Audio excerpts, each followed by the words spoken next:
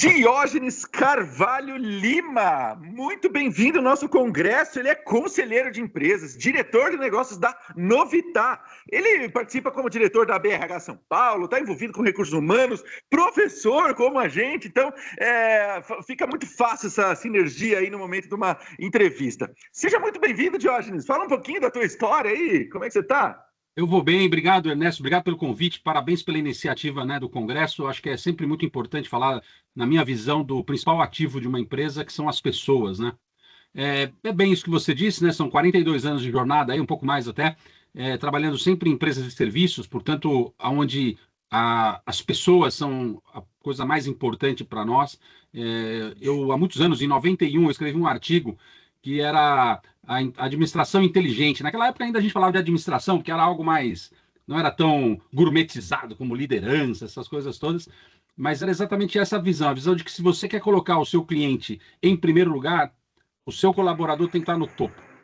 E, consequentemente, quando você põe o seu colaborador no topo, o cliente fica em primeiro lugar, o acionista te apaixona por você, porque ele fala, caramba, esse cara me traz soluções, me traz resultado, me traz maior número de aderência dos meus clientes, diminui churning. Então, pode ter certeza, se você investir em pessoas, é o grande ganho que você vai ter ao longo da tua vida empresarial. Então, essa é a minha busca por gente e pessoas melhores. Em que pese eu nunca ter sido um head de recursos humanos, eu não acho que é uma frustração, mas eu acho que eu tenho, assim, eu tenho certeza, tenho a convicção de que eu seria um bom gestor de recursos humanos, sabe? Mas sem sombra de dúvidas, o lado humano do Diógenes já mostra tudo como professor. Mas assim, ó, antes da gente ir para o nosso objetivo do dia, que a gente está trabalhando como uma proposta, criar um passo a passo, imaginar como fazer para um gestor de RH conseguir se posicionar, traçar um plano aí para justamente enxergar os caminhos, né, para criar toda essa estrutura. Não sei se vai ter um conselho consultivo ajudando ele, um subconselho, alguma coisa. Eu queria começar devagarzinho, tá? Vamos começar com duas perguntas pegando leve, né? Uma delas é que a gente percebe muito nas empresas aqueles orgulho, vitimismo, inveja. Como é que a gente consegue meio que tentar convencer, não sei se é convencer as pessoas ou fazer com que elas diminuam esse tipo de posicionamento que não é tão legal assim, né? Você tem alguma dica aí para o pessoal que está ouvindo isso aí? Olha, primeiro que esses são, vamos chamar assim, né, pecados humanos, né? Todos nós, em maior ou menor medida, tem um pouco dessas coisas que você mencionou. Inclusive, recentemente eu escrevi um artigo no LinkedIn exatamente falando sobre isso. É claro que quando você tem isso num nível muito acentuado, vai te trazer grandes dificuldades de relacionamentos de curto, médio e principalmente os de mais longo prazo, porque você vai ser taxado de qualquer maneira. As pessoas saberão desse teu comportamento de inveja, de vitimismo, de orgulho exacerbado, né? De coisas que a princípio pode parecer positivo, por exemplo, orgulho. Eu tenho orgulho da minha trajetória, eu tenho orgulho do meu trabalho. Isso é muito positivo, é verdade. Mas quando isso extrapola para uma arrogância, uma soberba, algo do tipo, né, não tem ninguém melhor que eu vim de baixo e agora eu mando, né, essa coisa toda do poder, isso não é bom. E claro que as lideranças, elas precisam ter um negócio claro chamado empatia, que não é simples também. Empatia é uma palavra que muitas vezes a gente joga ao vento, né? E empatia é complexo, porque você se colocar no lugar do outro, não é simplesmente inverter o lugar da mesa, realmente você está no lugar do outro, você sabe realmente o que é acordar 4 da manhã, pegar uma condução lotada, chegar 2 horas depois na empresa, quando chove, esquecer o guarda-chuva, chega molhado, você efetivamente deixando um filho, às vezes, na creche muito cedo, ou não tendo nem com quem deixar o seu filho. Será que de verdade você fica empatizado com essas coisas? Ou isso para você é normal, porque você tem um carro, você chega a hora que você quer, porque afinal de contas você é líder, você não bate o ponto. Então, assim, é muito mais complexo do que simplesmente dizer assim, eu tenho empatia, né? Empatia é se colocar na pele do outro mesmo, né? E saber como que você pode, então, conhecendo esses pontos negativos que fazem as pessoas, entre aspas, sofrerem ou terem lá suas dores, que é muito comum também. Preciso identificar qual é a dor do meu cliente, né? Eu acho que a gente tem que tentar identificar as dificuldades, os obstáculos para poder ajudá-los a minimizar essas coisas, né? Então, a primeira ponto que eu vejo dessa dica que você pediu é se colocar no lugar do outro de forma efetiva, né? E não se colocar no outro apenas, eu sei o que você está vivendo. Se você não sabe o que é, você não sabe. Essa é a grande verdade. E não só na vida profissional, o horário que tem que bater o cartão, não sei o quê, mas na vida pessoal, muitas vezes, a pessoa pode ter lá um problema financeiro, uma coisa que, ou Claro. saúde, né, que são coisas que o RH tem que estar prestando atenção, e, né, o processo de empatia tentando transformar isso em algo que se coloca num plano de trabalho que facilite a vida da outra pessoa para justamente ela não ter que sair da empresa. A rotatividade acontece por falta de empatia e processo que gere esse engajamento, né? Então, esse passo a passo talvez tenha um pouco a ver com o processo de empatia com as pessoas, né? Esse processo de criação. Seguramente tem muito a ver com a relação da cultura, né? Do que cada empresa tem, do que... Existe uma frase do Peter Drucker que eu adoro, que é: nenhuma empresa é melhor do que o seu principal executivo quer que ela seja. E não adianta você ter um corpo diretivo extremamente humanizado, né, do ponto de vista dos benefícios. Eu não estou aqui falando de abraçar árvores, de todo mundo ser feliz. Isso é uma utopia. Isso não existe. Agora, eu não preciso fazer com que o ambiente de trabalho seja o pior lugar para se ir trabalhar, né? O trabalho dignifica o homem, isso desde sempre. O trabalho é algo que pode te engrandecer. Eu só acredito em duas coisas que revolucionam o mundo: educação e trabalho. Não tem outra forma, né? Se você não atualizar-se, não buscar conhecimento, não saber aplicar o conhecimento em cima da informação que você tem, absolutamente não serve para nada essa vida, né? E claro que o trabalho é aquilo que faz você executar coisas em prol da sua profissionalização, da sua vida, da vida das pessoas ao seu lado, da própria sociedade. Se a sociedade chegou no nível que está, eu estou falando de desenvolvimento não humano, porque lamentavelmente eu acho que a gente está andando para trás no desenvolvimento humano da humanidade, mas do ponto de vista, como é que eu vou dizer, do ponto de vista econômico, do ponto de vista científico, é óbvio que a humanidade evoluiu muito. Ela só evoluiu por conta da educação, do conhecimento e do trabalho, porque do contrário você não executaria as coisas, não colocaria em prática, né? Então eu vejo muito isso, essa coisa de olhar como um ser humano íntegro, né? Uma pessoa holística. Diferente de na década de 70, né? Olha, você deixa os seus problemas no escaninho na entrada da empresa. Isso não existe. Você tem um filho doente em casa, você vai trabalhar com essa mentalidade de que o teu filho está doente em casa, que estava precisando de você, né? Você tem um problema financeiro, como você citou, e hoje é muito comum, né? Infelizmente, no Brasil, hoje saiu recentemente uma reportagem que 78% das pessoas no Brasil estão negativadas. Quer dizer, é algo absurdo em termos do ponto de vista macroeconômico, né? E claro que essa macroeconomia atinge diretamente as pessoas, então interfere no consumo das famílias, interfere na relação marido e mulher, pais e filhos, né? Sem falar naqueles que lamentavelmente ainda passam fome ou comem de forma muito rudimentar, né? Poucas vezes ou nenhuma vez no dia, às vezes apenas algumas poucas vezes na semana. Então eu vejo que o líder e as empresas têm a obrigação de serem empáticos com seus colaboradores. E não só isso, né? Eu vejo que o processo que o RH conseguindo implantar, desenvolvendo esse plano de RH, fazendo ele enxergar empatia nos seus colaboradores, mas muitas vezes o processo de inveja do colaborador lá para o senhor dono, que não é o cara que está com problema financeiro, que não é o cara que talvez ele conseguiu se educar financeiramente ou teve educação para isso em diversos momentos, ele pode ser um processo que ajude muito ao cara economizar um pouco de matéria-prima, né? Porque a inveja fala, o cara tem tanto, vou desperdiçar um pouco, eu vou levar para casa um negocinho outro. Então, esse processo, ele é de cima para baixo, mas de baixo para cima também, né? Duplo sentido. Com certeza. Empatia. Eu conto uma mensagem, na verdade não é um fato, não é algo real, porque eu não vi, mas eu acho que acontece também. Diz que um belo dia, lá por volta de 6h30, chegou juntos na empresa o crachá número 02 e o fundador.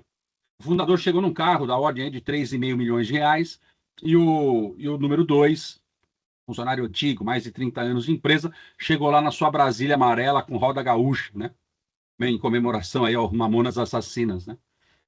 E aí, num determinado momento, o 2 se encontrou com o patrão e falou: ô, chefe, que legal o seu carro, bacana, maravilhoso. Poxa, eu fico feliz, estou aqui há mais de 30 anos, eu vi o quanto o senhor cresceu, o quanto a empresa melhorou, o quanto ela progrediu. Pô, que bacana isso, tal. Aí o dono olhou para o carro do funcionário e falou assim: cara, esse ano aqui, Nós estamos começando, nós estamos em março, né? Pô, esse ano aqui, ó, nós vamos botar para quebrar. E se a gente dobrar de tamanho e tal, eu vou trocar de carro. Quer dizer, zero empatia com quem está lá carregando o piano, muitas vezes, né? Eu não estou dizendo que o patrão tem que dar carro para colaborador, longe disso. Não é isso aqui, não se trata de dar nada para ninguém. Mas é de olhar com empatia, né? Como que você pode fazer a sua empresa gerar riqueza para essa riqueza ser distribuída primeiro para os stakeholders e depois, é óbvio, para a sociedade. Seja em termos de produtos melhores, produtos mais baratos, produtos mais acessíveis, seja em aspectos de responsabilidade social, responsabilidade ambiental, né? E com isso tudo você criar aí uma gestão, entre aspas, generosa, né? Uma gestão que traga avanços bastante significativos, né? Que as pessoas possam ser mais, que cresçam mais e que traga orgulho para os dois lados, tanto para o capital quanto para o trabalho. E essas técnicas de empatia e trazer aí novas diversidade de pessoas, equipe, inclusão, técnicas de DEI, né, que são as oportunidades de diversificar, não pessoas, mas diversificar skills, eu estou entendendo dessa forma. Essa diversificação de skills é um papel do RH também, para conseguir encaixar. A gente teve uma entrevista que ainda não rodou, vai rodar aí, mas a inclusão de autistas, né, que o perfil deles acaba sendo muito importante para a produtividade da empresa em alguns pontos específicos e ter empatia com eles também, porque eles são focados, fazem um trabalho repetitivo, mas eles também cansam, né? Então, ter esse olhar, né, mais clínico. Então, fala um pouco sobre todo esse processo, né? Como um passo a passo que a gente vai formatar aí daqui a pouco, pensando numa ordem, mas a diversidade, inclusão, ele tem que estar fazendo parte do papel do RH aí nas empresas. Seguramente. Eu vejo um ponto muito importante. Eu acho que tudo que você propõe a fazer, principalmente quando você fala de, entre aspas, políticas públicas e coisas globais, você tem muita responsabilidade. Eu sou super a favor de diversidade, equidade e inclusão. Só que eu acho que, de alguma forma, a sociedade, as empresas, e aí por N razões, e a gente não vai entrar aqui nas questões, sejam elas políticas, e aqui eu estou falando política com P maiúsculo, né? A gente acha que passou um pouco dos pontos em alguns momentos. A gente foi subsegmentando, subincluindo, que na verdade excluiu. Porque a partir do momento que você começa a descer num funil de uma escala absurda de inclusão, você está excluindo, né? Você chega no ponto da pessoa, por exemplo, nasci ruivo, hoje eu sou prateado, né? A minha esposa brinca, você já foi dourado, hoje você está prateado, você está perdendo valor, né? Mas se você olhar do ponto de vista prático, eu sou ruivo. Então você imagina descrevendo fazendo uma dissecação do ser humano. Então, poxa, aí vai chegar no homem branco, no homem ruivo, com olhos castanhos, ou ruivo com olhos azuis, os azuis ficam para a direita. Você está excluindo, isso não é inclusão. Então, eu acho que isso é um ponto. A gente precisa ter maturidade para entender que a gente, em alguns momentos, nós passamos da ordem, do tempo, do time, de tudo. A gente foi demais, exagerou-se. Esse é um ponto. Eu acho que tem que ter esse cuidado, sim. Mas é claro que o RH, dentro da organização, é aquela área que pode ajudar os líderes. Não é uma responsabilidade só do RH. Ao contrário, o RH é o maestro dessas coisas. Não só dessa, mas de tantas outras. Né? A responsabilidade é do líder. Aquela coisa do tipo assim, preciso demitir meu colaborador, vai no RH. Não tem aquela brincadeira? Passa no DP. Aí, o DP não é responsável por demitir as pessoas. O DP é responsável por uma área operacional que processa o desligamento de alguém. Mas esse desligamento tem que ser feito pelo líder, né? Então, essa é a principal função, na minha maneira de ver, do recursos humanos, né? Que precisa, em alguns casos já avançou muito, eu fico muito feliz, né? Eu faço parte da BRH, como você citou, a gente fica realmente muito feliz que o RH vem vem ocupando o seu lugar de protagonista, tá certo? Isso aconteceu de forma até mais acelerada por conta da pandemia, mas não precisa acontecer uma tragédia para a gente poder ter espaços de áreas tão fundamentais como é o caso de recursos humanos. Mas, por outro lado, também é verdade que o RH tem que ser uma atividade que esteja conectada com os negócios da empresa. Tá certo? Não pode ser só aquela coisa de abraçar a árvore, de fazer treinamentos motivacionais e tal, porque, na verdade, a motivação está dentro das pessoas, não tem nada externo que te motiva. Né? O externo te deixa satisfeito ou insatisfeito. Mas a motivação está dentro de cada um. A pessoa que tem que ser responsável por acordar cedo, por trabalhar, por entregar o melhor, né? Se não estiver satisfeito, é um direito que ela tem de, inclusive, procurar outro lugar para fazer isso, né? Mas o RH tem que ser esse grande maestro, né? E não pode deixar de estar conectado com as lideranças, como CEOs, conselhos e tudo mais, né? Então a gente está entrando num ponto especial aí, né? A gente já está falando aí de empatia, de criar mecanismos para que o RH se posicione. Na verdade, ele já ganhou essa cadeira, né? Ele só tem que sentar nela e assumir esse lugar. Agora sim, isso já está muito óbvio em todas as nossas entrevistas aqui do Congresso. Agora, vamos pensar como que o RH, né, se ainda não está, né, quem está nos assistindo, às vezes ele não está sentado nessa cadeira, mas ele tem que saber que essa cadeira está lá. Agora, talvez isso, né, tendo um pouco de empatia com o próprio profissional do RH, talvez isso seja um desafio para ele, né? Claro. Que tipo de passo a passo a gente pode estar pensando, né? Então, a empresa tem conselho consultivo, não tem conselho consultivo? Será que o RH pode estar ajudando isso? Quando a gente fala em RH, estar presente em todas as áreas do negócio, que áreas que são essas? Vendas também, financeiro também, operacional? Tudo que tem isso aí? Vamos começar a pensar, né, tendo empatia com os profissionais de RH que estão nos ouvindo aí e dando ideias para eles conseguirem se posicionar nesse ambiente. O que seria um primeiro passo que o Diógenes...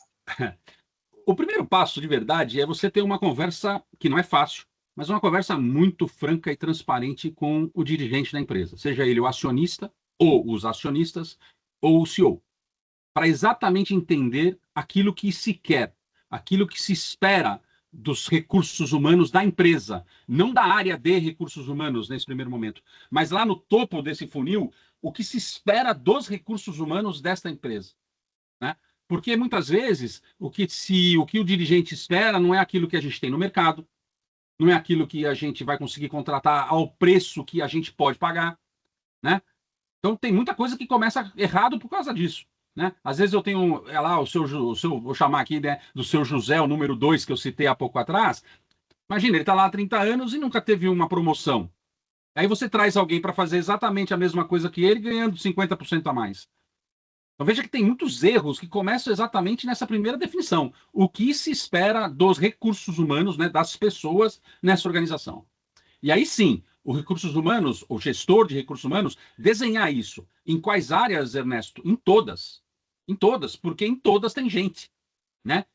Eu fui presidente da Comissão Gente e Gestão da Board Academy e o nosso lema era pessoas no centro da governança. Pessoas no centro dos negócios tem que ser. São pessoas. Então, esse é um ponto. Então, eu tenho um alinhamento franco lá com o Ernesto, dono da empresa, ou o CEO, e eu entendo isso e está devidamente alinhado entre ele e eu como head de RH. Já começa por aí. Uma outra coisa que eu faria facilmente, e eu já fiz isso, propus isso, né? Nunca fui o head de RH, mas propus isso em alguns lugares, e alguns lugares adotou, e que foi um sucesso. Primeiro, separa DP, deixa o DP com o financeiro. DP é processo meramente operacional, não é que não é importante, é muito importante, mas ele é meramente operacional, ele é financeiro, porque ele trata de pagamentos de modo geral, seja de salários, benefícios, incentivos, gratificações e tudo mais, do que é o desenvolvimento humano organizacional. É isso que interessa numa empresa, não é a folha de pagamento. A folha de pagamento é custo. A folha de pagamento revela o quanto custa o teu desenvolvimento humano e organizacional. Então, quando você separa essas coisas e coloca o RH respondendo diretamente para o presidente ou dono da empresa, diferente de ter um intermediário, que não tem nenhum problema de você responder ao diretor administrativo financeiro, que é muito comum. Mas também os interesses diários do diretor administrativo financeiro não é o RH, muitas vezes, é o caixa. Então, se é caixa e eu tenho que fazer desenvolvimento humano e operacional que custa caro, eu não sei se eu priorizo, tá certo? Aqui é só uma visão, tá bom? Tem empresas que não têm nenhuma relação direta dessa forma, mas a maioria às vezes é. Então, esse é um ponto. Eu acho que se você tem a possibilidade, você fala assim, pô, John, mas aí eu tô perdendo poder. Que poder você tem sobre a folha de pagamento? Era muito melhor você ter um poder sobre cargos e salários que refletirá na folha de pagamento. É muito melhor você ter um poder sobre benefícios, gestão de clima organizacional, que vai refletir na folha de pagamento, bem ou mal. Então, o que é poder? Então, tem que tomar cuidado com essa coisa que está ligada ao orgulho de ser dono de um guarda-chuva muito grande. Não, tem um guarda-chuva que seja mais específico, pode ser muito mais sucesso para você. Então, eu faria isso de cara. Talvez por isso nunca ninguém me deu o head de RH para cuidar. Esse é um ponto. Aí depois, é claro, né, dentro dessas áreas, principalmente aí DHO, você tem áreas, todas são importantes, porque senão elas não existiriam. Mas o que eu posso fazer para alinhar com aquela conversa inicial que eu tive com o diretor, com o dirigente da empresa, com o acionista? Poxa, eu percebi que a gente está muito em gap na formação e desenvolvimento das pessoas. Muito se fala em treinamento. Treinamento, para mim, que sou professor há muitos anos, dei aula em graduação, pós-graduação, hoje eu dou aula para C-Levels, né, na formação e certificação de conselheiros, eu posso te assegurar que treinar é, por exemplo, quando você já sabe fazer as coisas. Aí você treina para fazer melhor. Eu me preocupo mais com a formação. Será que eu formei essa pessoa para fazer aquilo? Né? Por que a gente vê aí times de futebol com muito sucesso nos seus times principais? Porque ele está desenvolvendo a sua base, os seus jovens, o seu jogador de 12, 13, 14, 15, 20 anos. Então, é formação, desenvolvimento, né? E não se preocupar apenas com o desenvolvimento profissional, que é importante, é óbvio, afinal de contas, o hard skill ainda é fundamental. Mas e o desenvolvimento humano dessa pessoa, o desenvolvimento pessoal, né? O quanto ela sabe lidar com as pessoas, o quanto ela sabe lidar com frustrações, conflitos, dificuldades financeiras, dificuldades como a gente passou pela pandemia e outras tantas, né? Dificuldades econômicas dos colaboradores, né? Não é simplesmente você falar assim, não, então eu vou contratar uma empresa que eu vendo consignado barato. Será que você está ajudando? Será que não era melhor você ensinar a educação financeira, que a princípio deveria ser algo que a gente deveria aprender nas escolas? Mas ok, não tem política pública para isso? Ótimo. Mas eu, enquanto empresário, enquanto empresa, enquanto head de RH, eu deveria estar preocupado com isso. É claro que educação financeira é uma coisa que serve só para pobre? Absolutamente não é verdade. Serve para todo mundo, né? Serve para todos. É evidente que umas pessoas com menos condições financeiras, elas sofrem mais por não ter o conhecimento. Essa educação financeira é importante. Então, o que está dentro desse rol, né, de DHO? Então, cargos e salários, benefícios, avaliação de desempenho, plano de carreira, treinamento e desenvolvimento. Então, tem algumas áreas ali, diversidade, equidade e inclusão, né? ESG, que pode muitas vezes estar a gestão disso debaixo do recursos humanos. Então, veja que o recursos humanos não perde nada quando ele entrega ADP para alguém, entendeu? Ao contrário, ele vai passar a ter tempo de cuidar daquilo que é o principal ativo da empresa, com coisas muito mais estratégicas do que efetivamente ficar gerando folha do pagamento. Aí você pega o RH, você quer conversar com ele do dia 20 ao dia 30, você não consegue porque a resposta é sempre a mesma. Estamos em fechamento de folha. Caramba, fechamento de folha é um processo operacional de verdade. Com a IA e a empresa que você é sócio e está desenvolvendo, né, a Talent, pode fazer muitas coisas. A sua não faz folha de pagamento, mas tem tantas aí que fazem folha de pagamento com apertado de dedo. Não sei aqui se eu posso avançar, mas você tem Solids, você tem ADPs, tem um monte delas. Talvez terceirizar fique mais barato, mas eu não posso perder o poder. Então, você vai ficar fazendo aquilo que tem menos valor dentro daquilo tudo que você poderia agregar para a sua companhia, né? Não, além do que, as skills de pessoa que faz essa rotina de pagamentos, é muito chato isso aí para quem é de desenvolvimento humano, que está trabalhando com proatividade, transformar as pessoas. Mas eu queria fazer uma recapitulação aqui, Jorge, para a gente não perder o fio do negócio. Quer dizer, o RH teve aquela conversa, que às vezes não é tão fácil com a direção, não, nunca é fácil. alinhamento. E também, se fosse fácil, a gente não estava aqui. Não, lógico, né? Nada é assim tão óbvio também de enxergar em que momento da vida que eu vou fazer isso, né? Mas para se entender o que tem ali de potencial, o que a gente entende em termos de mercado, talvez, se tem esse profissional que está sendo requisitado, mas para entender isso, e ver se a gente está com um orçamento para conseguir trazer esse camarada, né? Talvez a gente pode até falar rapidinho um pouco sobre inteligência salarial. Realmente acredito que vale a pena a gente citar um pouco disso daí, mas quer dizer que, então, o RH ele precisa entender de todas as áreas, né? Se ele quer contratar um bom profissional em financeiro, como que contrata um bom profissional se ele não sabe o que é um bom profissional? É quase que ele teria que se capacitar para virar um financeiro para fazer uma entrevista. É mais ou menos isso? Então, na verdade, assim, eu vejo essa questão, por exemplo, de recrutamento e seleção. O maior erro, na minha maneira de ver, é que você não desenhou o perfil da cadeira. E o perfil da cadeira nem sempre é um desenho do RH ou do RH sozinho. O perfil da cadeira é algo entre a liderança daquela área e os recursos humanos. Recursos humanos é o maior business partner do planeta, da empresa, não tem outro. E não estou falando de business partners analista, que é uma coisa que surgiu há alguns anos, e aí todo mundo agora fala e fica parecendo que não. Business partner é parceiro de negócio. Parceiro de negócio de quem? Do líder daquela área. Então, ó, estou precisando de um gerente comercial, hipoteticamente, ou de compras, ou de finanças, ou de controladoria, auditoria, não importa. Vamos sentar aqui e vamos desenhar essa cadeira. Quando eu desenho a cadeira, depois disso é que eu vou atrás de desenhar qual é o perfil para sentar nessa cadeira. Quais são os desafios? O que eu preciso, os mínimos requisitos, os plus, né? E os plus que esse cara tem que ter. Eu vejo muita gente querendo contratar pessoa que tem inglês fluente e não vai falar inglês nenhum minuto da sua jornada naquela empresa. Desculpa, isso é uma estupidez sem tamanho. Não faz nenhum sentido.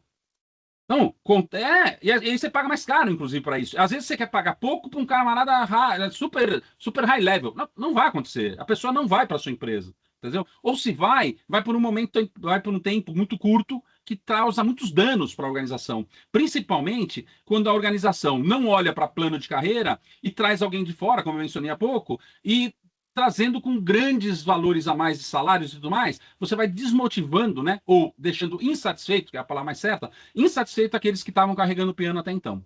Eu sou a favor de mudar o PH, eu sou a favor de trazer gente de fora, sempre é bom. Mas eu tenho que olhar primeiro se eu não fiz a lição de casa, que é responsabilidade do líder e do RH fazer com que essa pessoa esteja em condições de ser o profissional a subir, né, nessa estrutura.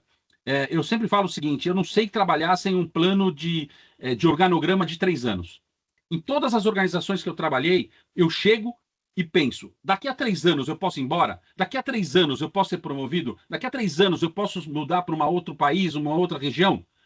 Para fazer isso, estando dentro da empresa, eu tenho que ter alguém para me substituir. Então, eu estou olhando para a minha equipe e pode ser que eu identifique que não tem ninguém e está tudo certo. Não tem ninguém pronto e não tem ninguém que eu mesmo preparando vá ficar. Tudo bem. Então, o que você faz? Você contrata um cara para te substituir daqui a 3 anos? Bobagem. Você vai no mercado, contrata alguém para entrar no mesmo nível que está todo mundo ali. Ele já muda o pH, porque as pessoas falam, poxa, o cara é escolarizado, o camarada faz curso o tempo inteiro, o camarada fala inglês, mas ele ganha a mesma coisa. Ele está exatamente no mesmo, vamos chamar assim, no mesmo quadrante que os demais. Só que esse camarada, você não precisa dizer para ninguém, as pessoas vão perceber de duas uma. Ou nós vamos nos igualar a esse novo pH, ou esse cara vai ser o novo chefe daqui para frente. Mas o novo chefe daqui a 3 anos. Não o novo chefe agora, porque se ele entrar agora, a chance dele ser minado, dele ser altamente assim, bloqueado, vai ser muito grande. Então, RH é uma área complexa, não a RH em si só, a gestão do RH, mas pessoas, né? Nós somos iguais, cada um tem os seus anseios, né? Cada um tem os seus propósitos, nem sempre linkar o propósito de vida dá para linkar com o propósito da empresa. Então, se isso já não existe, é melhor procurar outro lugar para trabalhar, porque você vai passar seguramente mais de 1/3 da sua vida no trabalho, muito mais de 1/3, talvez metade do tempo no trabalho. Então, você tem que ser minimamente feliz, né? Agora, se você também quer que todo mundo seja feliz, de verdade, não trabalhe com RH, não seja líder, vai vender sorvete, porque a chance de você fazer todo mundo feliz é muito maior. Uma das dicas do dia aí para as pessoas. Muito bom, muito bom. Então vamos seguir aqui, né? Então a gente já está lá no RH, a gente já alinhou, já entendeu, já estudou todas as áreas, já fez o perfil das cadeiras, separou lá o departamento pessoal daquela incomodação do 5º dia útil, que eu gosto de fazer sempre o último dia do mês, eu acho que é um diferencial, né? Então a gente já é o DHO, né? A gente já é o DHO agora, estamos pensando no treinamento, formação, fazendo aí o nosso dever de casa, ensinando as pessoas aquilo que é importante para elas aqui dentro de casa, mas também fora, independência financeira, educação, né, de forma geral. Organograma de 3 anos, quer dizer, já estamos pensando na sucessão, para não queimar ninguém que chega agora, já quer sentar na janela e já é rifado lá pelo orgulho, vitimismo, inveja das outras pessoas, que você está aflorando a inveja nas outras pessoas fazendo isso, Claro, né? claro. E agora? Estamos chegando na reta final da nossa entrevista aqui e vamos pôr as cerejinhas do bolo aí agora para a gente finalizar. O que o DHO tem que fazer? Ele está agora nesse papel, se ele pudesse priorizar as coisas mais importantes, porque eu vejo que esse setor de RH, nos últimos 20 anos, acabou assumindo muitas responsabilidades que não passava na cabeça dele ser algo realmente para ele fazer, mas ele assumiu. E aí, muitas vezes, a equipe de funcionários dentro do próprio RH não cresceu junto com isso aí, as soft skills, as hard skills, as deep skills de dentro do RH também não evoluíram.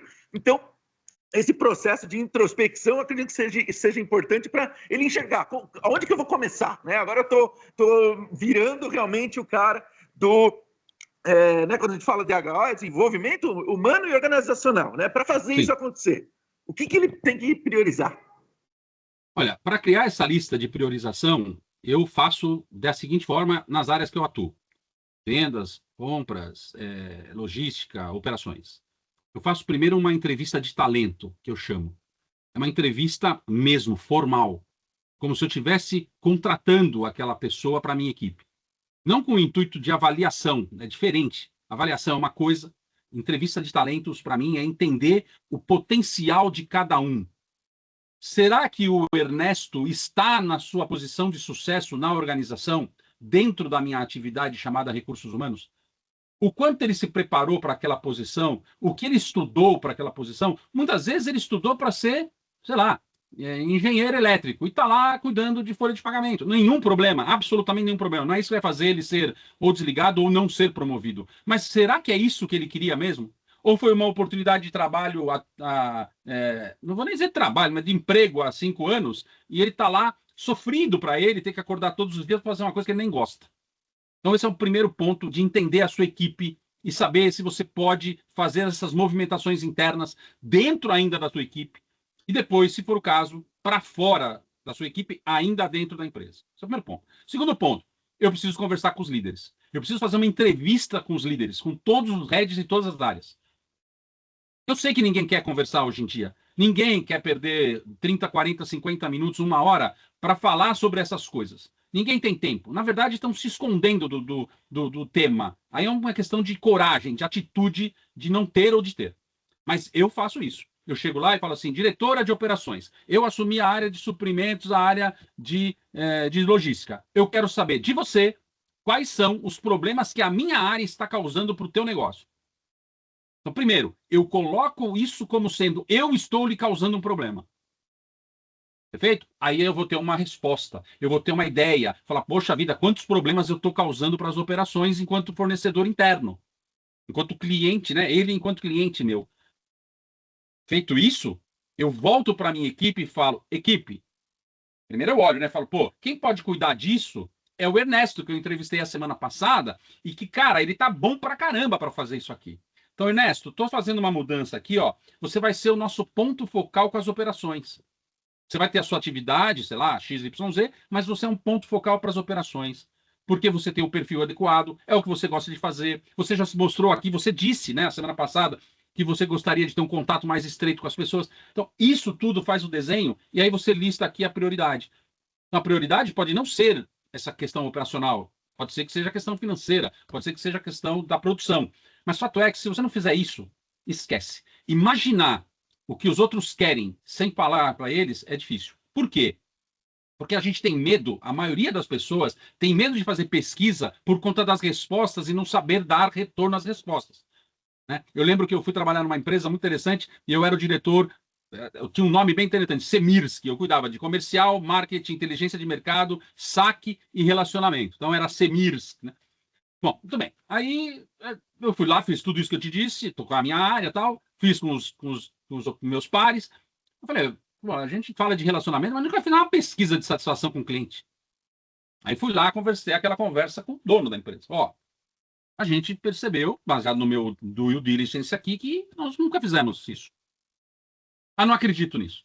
Por quê? Não, eu não acredito porque é o seguinte, e se eu não conseguir dar resposta? Você não conseguir dar resposta, o cliente já está buscando essa resposta na concorrência. Ele já está buscando isso na concorrência. Agora, se você não souber qual é o seu problema, você não vai poder nem trabalhar para arrumar. Não, veja, não vamos mexer nisso. Beleza. O que eu fiz, cara? Isso é real. Chamei a minha gerente de marketing na época e falei: ó, escreve uma cartinha à mão aí. O que é isso, Jorge? Não, escreve aí. Caro querido, né? Fulano de tal. Exemplo, querido Ernesto. Estamos juntos há mais de 20 anos, mas eu estou te abandonando, estou indo embora, estou pegando as nossas filhas e estou indo morar em outro país, porque você nunca perguntou para mim como a gente estava indo. Você nunca permitiu que eu falasse as minhas dificuldades, os meus momentos, os pontos que não eram felizes, que você talvez não atingia a minha expectativa, a minha necessidade. Assinada a esposa do cara. Peguei aquilo, botei no envelope, botei lá pro cara, toda quinta ele ia lá, a mesinha dele. Escrito Diógenes para ele saber que foi eu que pus lá. Né, para ele não tomar um susto, né? Porque de repente. Quando ele leu aquilo, ele me chamou. Falou, pode fazer a pesquisa. Ele entendeu que, cara, como é que eu sei das coisas que você está passando se você não me fala ou se eu não te pergunto? Uma loucura. Aconteceu hoje de manhã. Aconteceu hoje de manhã. E tem uma padaria que a gente vai sempre. A gente foi na missa e aí fomos lá na padaria. Aí eu falei assim, pô, amor, tô com a minha esposa há 33 anos e moramos nesse bairro há 22. Falei, pô, amor, toda vez que a gente vem aqui, você sobe nesse mezanino e aqui a gente é super mal atendido, porque as pessoas não ficam aqui, os atendentes. Mesmo você toca aquela campainha que chama, eles demoram para vir, né? Ela falou assim, eu achava que você gostava daqui de cima. Olha só, estou trazendo um caso real. Não tem culpados aqui, absolutamente não tem culpado, nem eu nem ela, não é esse o caso. O caso é, se você não falar, se você não conversar e se você não perguntar, pode ser que você vai continuar comendo pizza de 4 queijos a vida inteira, sendo que você não gosta. Então... Sabe, Diógenes, se me permite, não vejo horário melhor para fazer um merchandising da plataforma, que é a nossa patrocinadora oficial, a TalentEds. Eu estou bastante próximo ali como conselheiro e eles estão num desafio gigantesco nesse momento, que estão implantando numa grande organização exatamente isso. A plataforma já faz, né, se o RH se sentir desafiado e quiser usar, o que ela faz? Ela cria um cardápio de cadeiras e skills necessárias para essas cadeiras e um cardápio de pessoas que estão ali dentro, que skills que essas pessoas têm e já cruza isso aí, né?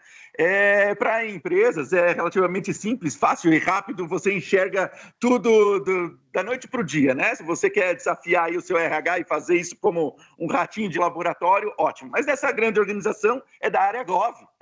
Na área Gov existem outros fatores políticos, partidários, que não são tão fáceis de criar motivação, de enxergar que as pessoas não estão nas cadeiras que deixam elas mais felizes e mais transformando o dia a dia em produtividade, né? Claro. Então, minha recomendação para as pessoas é que criem esses processos para enxergar, pode ser eles físicos, eles vão sentar lá com cada um, perguntar, até porque nem todas as pessoas têm o currículo atualizado no RH, né? Você vai ter que fazer um processo desse para atualizar, ainda que seja uma plataforma como, por exemplo, a TalentEds. Mas faça esse processo de criar esses dois cardápios, né? O cardápio do que você precisa nas cadeiras e o cardápio do que você tem à disposição. Porque essas coisas não estão nem perto batendo, ainda mais em empresas que nunca fizeram isso, ou que faz mais de 5 anos, ou que perdeu um líder que fazia isso. Então, esse processo aí, talvez, né, como sendo o prioritário, né? A gente vai chegando para o final da nossa entrevista, mas é o prioritário para o RH, ele enxergar isso na sua casa, que é o seu RH, mas isso explodir, né, para todas as outras funções. Talvez essa seria a principal dica do dia para o plano de RH nascer como sendo um plano o mais efetivo, eficiente e assertivo, né, possível. Vamos para as últimas palavras aí, Diógenes. O que você pode dizer aí de especialista, conselheiro de grandes corporações, grandes empresas aí para quem está no RH? Olha, primeiro, acredite que o RH é importantíssimo. As pessoas e o próprio departamento. Isso é importante, né? Não acredite em qualquer outro discurso diferente desse, né? Independente do negócio. Não acredite que as tecnologias vão fazer ou vão substituir 100% das pessoas ou dos trabalhos. Os operacionais puros, com certeza. A inteligência artificial é mais rápida, ela é mais assertiva e, enfim, ela tem suas vantagens, mas não é para todas as coisas. Agora, se você não conhecer as suas equipes, se você não conhecer o seu time, como você mencionou, se você não atualizar a questão de cada uma das pessoas que lá estão, você não vai saber qual é o potencial de cada uma delas para fazer outras coisas que a sua empresa vai precisar e que seguramente vai sobrar coisas para fazer ou pensar em coisas melhores quando a inteligência artificial estiver fazendo as coisas operacionais meramente, né? Então é importantíssimo isso. Então, assim, e de verdade, assuma, né, o protagonismo, porque, como você bem disse, eu não conheço empresa que não tenha uma área de recursos humanos. Pode ser que a menorzinha de todas, a nanoempresa, não tenha ainda. Mas a primeiro momento que ela mudar de estágio, ela terá uma área de recursos humanos. Seja o protagonista dessa área. Porque senão, quem vai ser o protagonista é vendas. Quem vai ser o protagonista é produção. Quem vai ser protagonista é o financeiro. Algum problema? Nenhum. Mas a obrigação de ser protagonista numa empresa onde o principal ativo são as pessoas é o recursos humanos. Essa é a única coisa que eu vou sempre instigar ao máximo todo mundo que é de RH, os meus pares, os meus colaboradores indiretos, né, gerentes de recursos humanos, eu vou sempre dizer, gente, sendo ouvido, faça-se ouvir. Se aqui não estão te dando espaço, procure um lugar que te dê espaço, porque é assim que você vai transformar. Não é ficar debaixo do, né? Você não põe uma vela debaixo da cômoda para poder, né, clarear as coisas. Você põe ela num candelabro ou então mais alto ainda. Então, como é que você vai ser RH debaixo, né, de alguém que te proíbe de mostrar a luz? Então, essa é a dica que eu deixaria, o conselho que eu deixaria. Agora, é claro, não vai sair pedindo demissão amanhã, né? Não é essa a ideia. Mas tenha essa convicção de que você é responsável não só pelo seu destino, mas muitas vezes para o destino de uma empresa inteira. Então, olha o tamanho da responsabilidade que tem o head de recursos humanos numa companhia, né? Então, eu desejo a vocês muito boa sorte, sempre. Contem com todas as ferramentas possíveis, a Talent Ads, quando precisar de refeições, eu não atendo no Brasil inteiro, mas também tem a Novitar, tem muitos bons parceiros, tem muito boas empresas. Contem com o apoio dos outros para fazer as coisas acontecerem, porque juntos a gente vai mais rápido, tá certo? A vela tem que estar em cima da cômoda. Boa ideia, sacada aí de mestre para o RH. Diógenes Carvalho Lima, muitíssimo obrigado pela sua participação. A gente fica encantado aí com uns insights para os nossos ouvintes e RH C-Levels que estão aí nos assistindo. Um grande abraço e vamos para a próxima entrevista. Vamos com Deus. Fica bem, um abraço.